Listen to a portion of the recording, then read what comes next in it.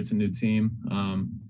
We've got different pieces all around us. So, we kind of put that behind us last year and realize we can't make those mistakes, early in games or early in the season if we want to get where we're going. So, yeah, it is a learning experience, but we're moving on and focusing on 2020.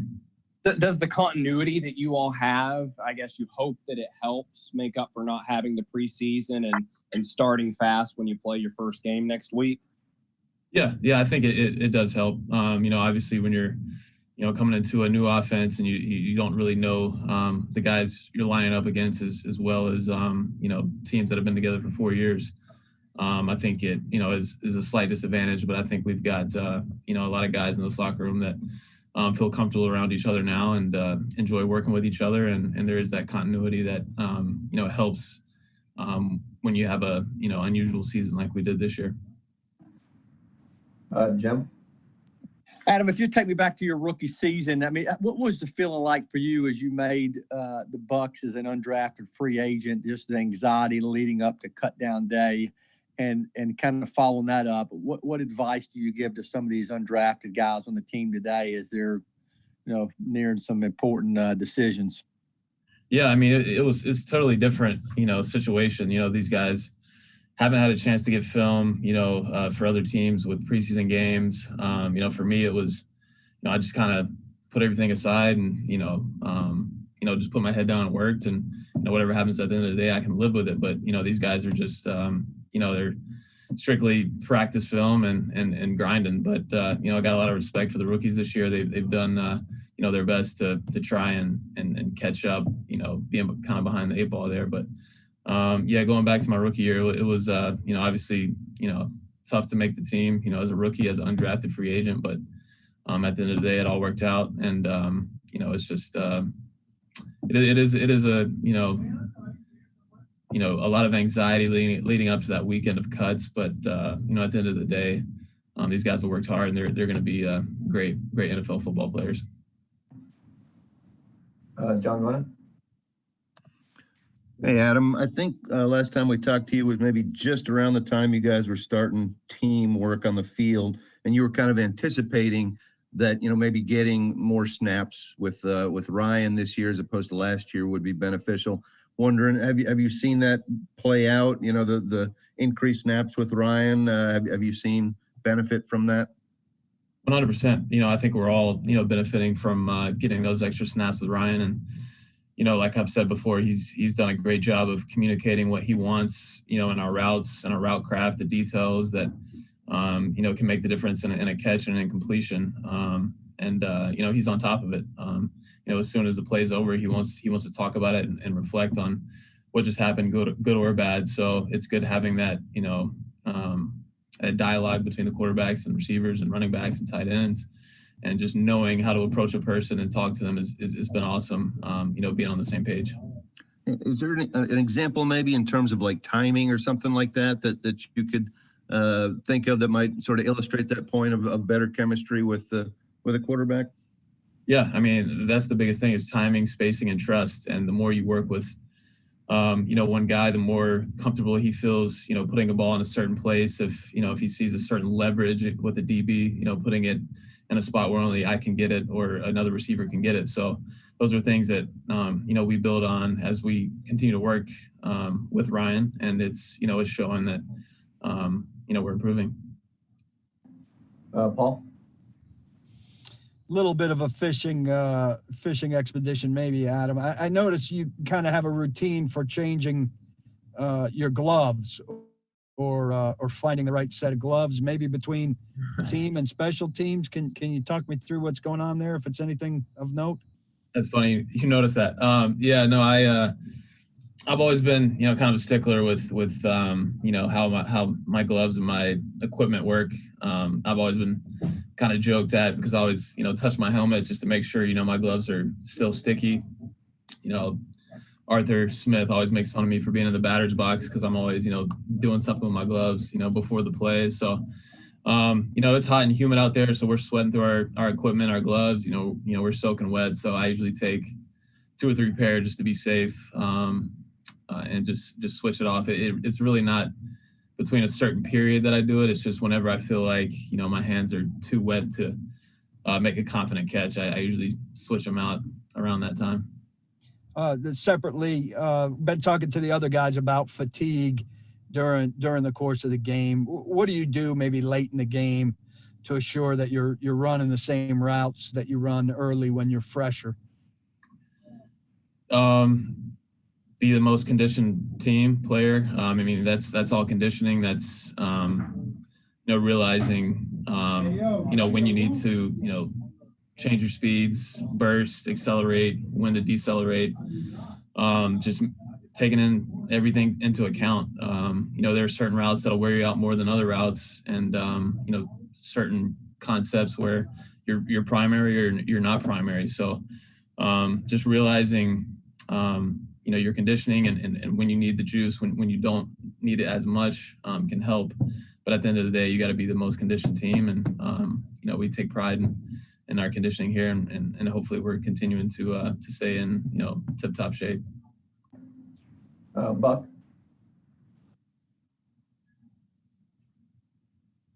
I'm sorry, I was muted. We talked to Vrabel about things that you guys can improve on as an offense from last year to this year, and he said that a focus has been improved efficiency on first and second down. What are the coaching points that they're giving you guys out there when you're repping those situations to try and improve that efficiency to where you may not have to play a third down, or you're not relying on these explosive plays that you had so many of last year?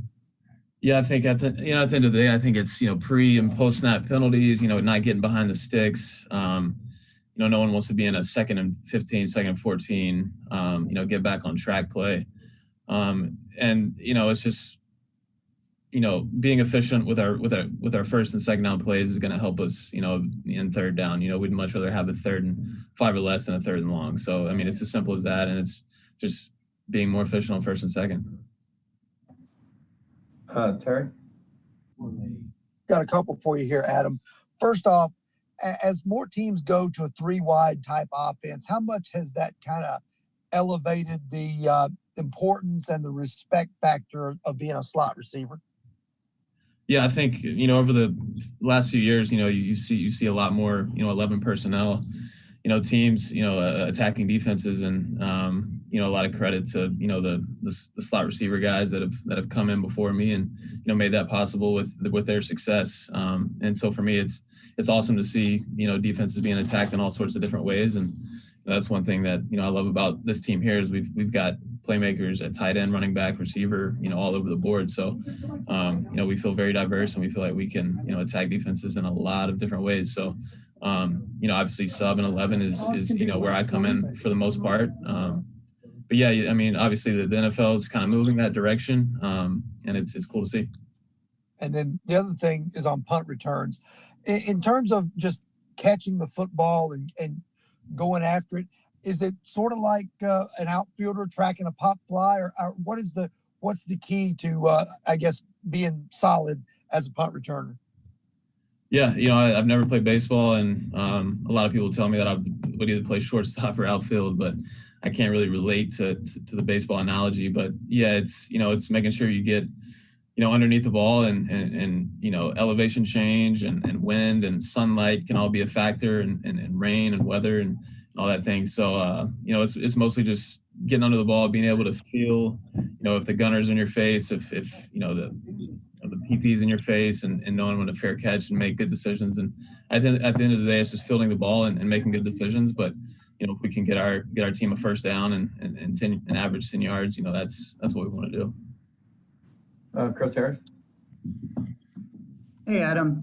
We're talking with Mike just about the kicker position. I was wondering, from your perspective, you know, given that it was such a revolving door last year at that position, how important is consistency at kicker, and how much of a security blanket can that be for an offense when, you know, you're obviously not scoring touchdowns on every single drive? Yeah, I mean, you know, obviously, you know, our goal is to score every play, but you know, it's not going to happen, you know, like we always hope. So, you know, being able to, you know, put in the bank that we're going to have leave a drive when we enter, you know, our side of the field with 3 points. It is a nice, you know, little comfort blanket, and you know, it's good to have, you know, that consistency.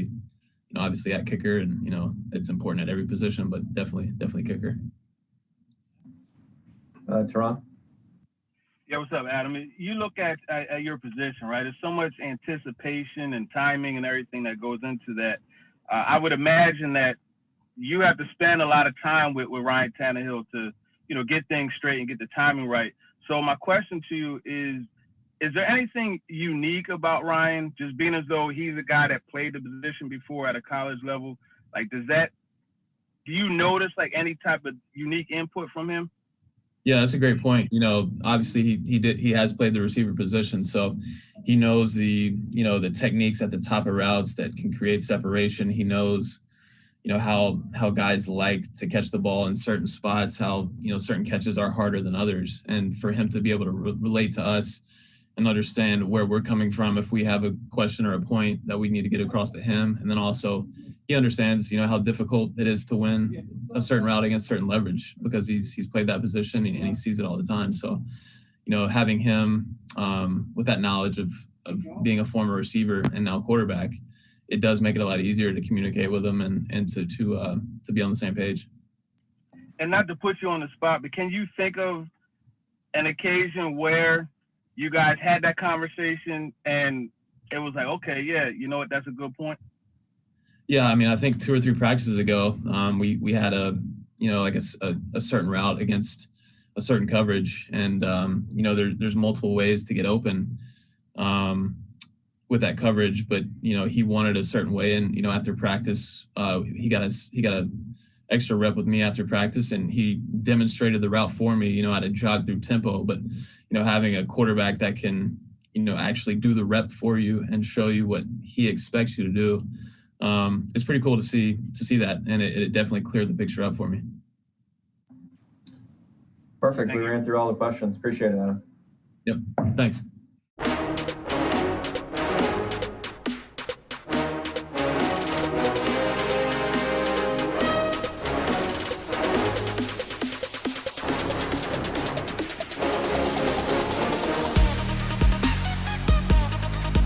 Your relationship with him as your head coach? Just getting used to his coaching style when he first got here, and I'll say not taking things as personal. He just wants the best. He just wants the best for you, and I eventually seen that, and then from there, just been just teaching me things to get better through the run and through the pass and coveraging. He just wants the best for everybody on the team to just live up to the potential that he sees in us. Can you give us an example of a moment where you had to remind yourself not to take it personally? Oh man, that's of his first year. That was pretty much every day. But yeah, but he's a really great coach. I love his coaching techniques, and he's really helped me improve as a player all around. Teresa? Jayon, to follow up with that, when you do start seeing improvement, when a coach is pushing you like that, and you see the results in yourself, your play, and then you start to see the results like this team had this last season, does that even help further cement the buy-in into how a coach is pushing? He pushes everybody. It wasn't just me, but definitely though, just to see what we have done, getting better since he's been here, and just improving each and every year, and to make it as far as we did last year, everybody had to be bought in, and yeah, everybody had to be bought in. Jim? Jan, where do you feel like this defense is as far as a regular season readiness standpoint, and just kind of just following up with that, just how much does last year's experience with Denver maybe how much is that going to help as you guys start preparing for them, really turn the attention to them next week? Well, we got a lot of dudes coming back, got some new dudes that we added, and we really won't know until the game happens of where we are, but until then, just take it day by day and get better in these practices and keep improving on our techniques and our coverages and everything like that, and be ready to ball when it comes down to it for game day. Terry?